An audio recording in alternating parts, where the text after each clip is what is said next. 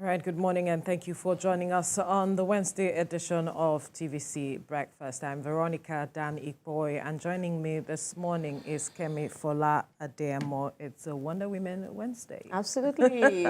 Fellow Veronica, congratulations on your, what's the word now, fellowship? You're joining the fellowship.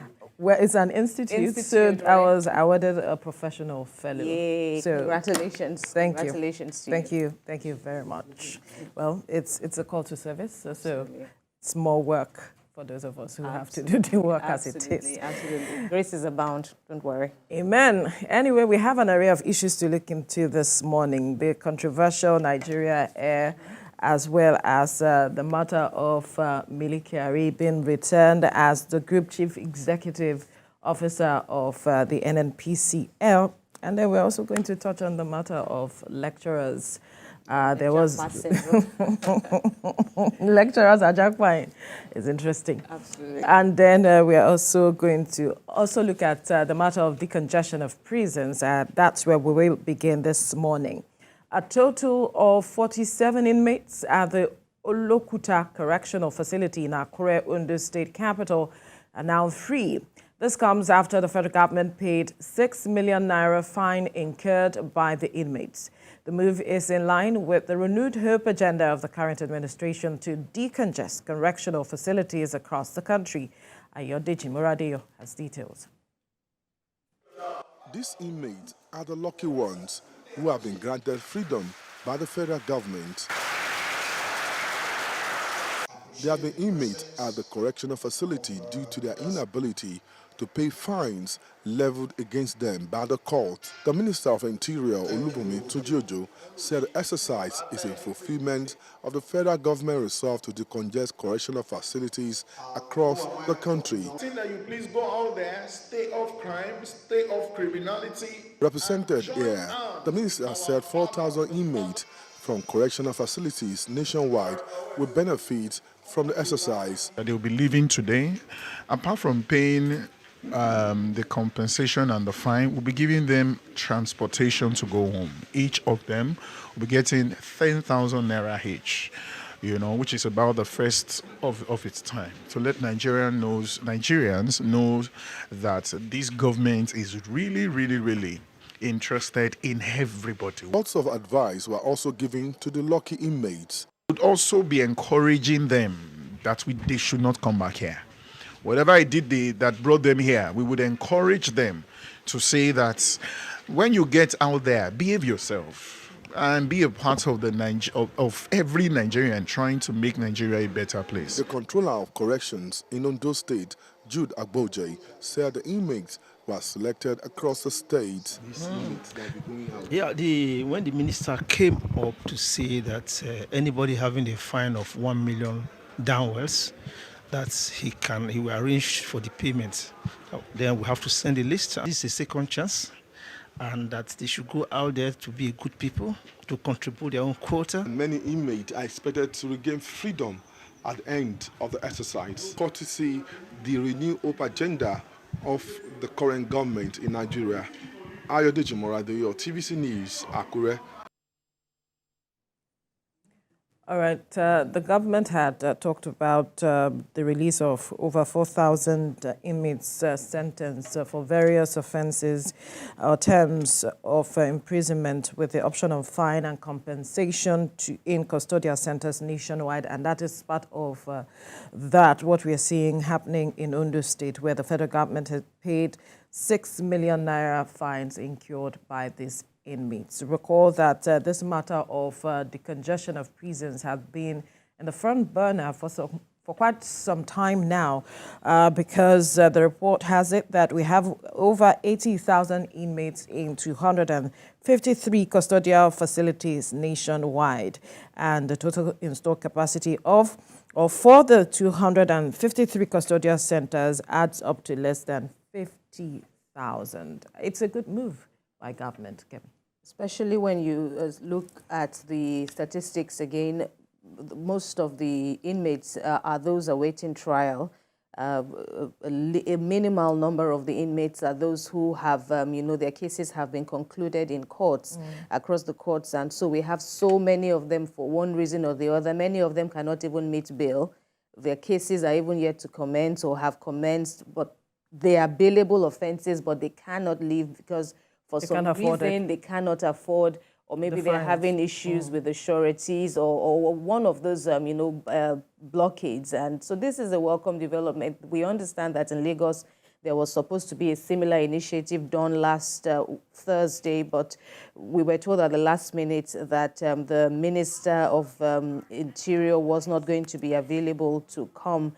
And so it's going to be a welcome development because, of course, Lagos also bears an unenviable chunk of, many of these inmates who are flooding the correctional facilities. And you recall, was it last year or so, where it was agreed that state governments are now also going to be partnering or working with the federal government to cater for the inmates across, correctional facilities. Now, after all, the argument was that most of these inmates are from your cases, are from state courts, are from, state people who are found to be erring of, state offenses, are not exactly federal offenses. So it was expected that, the state government, in addition with the federal government, will now work hand in hand to, ensure better welfare for this inmates, because it is crucial, the issue of, reoffenders. Now that these ones have they've gotten a reprieve, they are now free. What happens to them? There's also that issue of, them being effectively rehabilitated and reintegrated to ensure that they don't go back to what brought them to prison in the first place. In fact, you had one of the respondents speaking to that effect, that whatever brought them, he is admonishing them, not that whatever brought them into the prison, they should hands off such things, so to speak. But you have released them. How are we rehabilitating them back into the society? Are we ensuring that they are fully engaged to do something meaningful for themselves and their families as it is right now? These are critical areas that I believe that the government needs to begin to look into as well. If you are saying you want to release this person, very good. But what would they do? What would they find to do? Because it is said, an idle mind is a devil's workshop. And so if these persons do not have something doing, if perhaps while they were in prison, they learned one thing or the other and are not able to, put that into proper practice and proper use, whatever knowledge they garnered, for those who got one knowledge or the other, then they will begin to find somewhere to engage their minds, which will not be ideal for the society we have found ourselves. So I believe it's important that government begins to look into that aspect. State governments especially begin to look into that aspect. We've seen NGOs who are doing one thing or the other with regards to that, engaging these people, rehabilitating them, training them, empowering them one way or the other. But state governments now have to take up that responsibility because they have the resources that some of this NGO do not have. They have the structure that some of this NGO do not have. I believe that collaborating with the private sector is critical to achieving some of these things. It will indeed go a long way. Of course, there's been work on the ground. There's also the issue of how the society, views these former inmates. There's also, just as there was concern about people going to the Stockholm syndrome affecting hostages, former hostages of terrorists and the likes. And that is primarily because of the way society views them upon their return. It's also the same thing too for former inmates, the way society views them. Many of them don't even have a family to go to, talk less of, the larger community of support that they also need. Of course, we also know the issue with our laws, again, that says former inmates cannot, run for office. Even before you get to that point of saying you want to run for office, some organizations will not give you jobs. Absolutely. Can you even apply for a job? So many of them are, basically jobless. They're roaming around. They're helpless. And how much, as you say, can the NGOs do? I know of a particular NGO who has even gone on to employ some of these people who are outstanding anyway, not just any former inmates, because there are various categories of former inmates. But before you even get to that point of saying you're a former inmate, you ought to have merited it in terms of good behavior. So it is expected that those who are coming out, deserve that second chance. And society should also learn to give, maybe perhaps a friendlier demeanor to how we receive these ones. Because in the end, the society will be the better for it or the worse off for it, depending on how we treat them. Absolutely. It's very important, this stigmatization, as we often term it. It's something that we need to critically work on as a people, that people found themselves as inmates may not necessarily be as a result of certain things they did.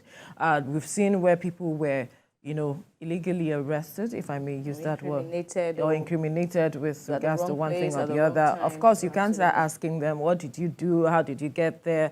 That might just be bringing back certain memories that some persons do not want to remember at all. And it's important that we embrace people, but with wisdom. I think wisdom is needed while you're trying to embrace people, right, while you're trying to help, because some of these persons are worse off. When they get into the prisons, they mingle with certain criminal-minded persons, and they come out, they are worse off for it. And so where you say you want to help, you become a victim. We have seen people who fell for that. But we are not saying you shouldn't help. Everyone. You have to be wise in trying to do that, bottom line. But we're saying that as much as be open-minded, receive people, but then to have some level of caution in terms of wisdom in trying to bring balance to the whole conversation. And we hope that the government will look into empowering these people. It's very critical at this point in our country, because there's so many things. There's a limit to which even family can help people at this point right now. So many persons are finding it difficult to breathe. So wanting to help an extra person might be challenging for them. This is where government still needs to come in to do much more beyond releasing these persons, such that we can have that sanity we need as a country.